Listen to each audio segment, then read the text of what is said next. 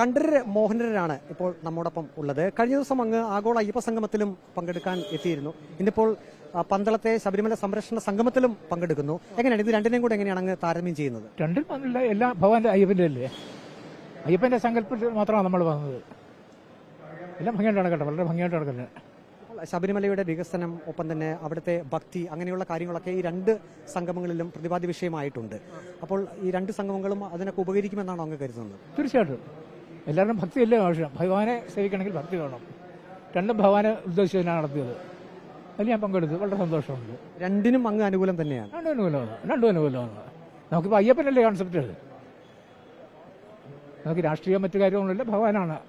ആ ഒരു കൺസെപ്റ്റ് മാത്രമാണ് അവിടെ വന്നത്.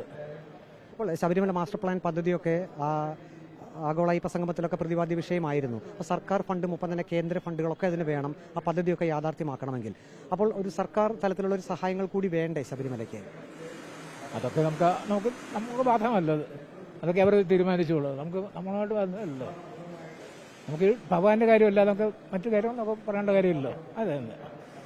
ഏതായാലും രണ്ട് സംഗമത്തിലും, അത് പമ്പയിൽ നടന്ന ആഗോള അയ്യപ്പ സംഗമത്തിലും ഒപ്പം തന്നെ ഇന്നിപ്പം പന്തളത്ത് നടക്കുന്ന ശബരിമല സംരക്ഷണ സംഗമത്തിലും പങ്കെടുക്കാനായിട്ടാണ് അദ്ദേഹം എത്തിയത്. വീഡിയോ ജേർണലിസ്റ്റ് വിഷ്ണു മന്നൊപ്പം reporter Praveen Purushothaman, in reporter, Pathanamthitta.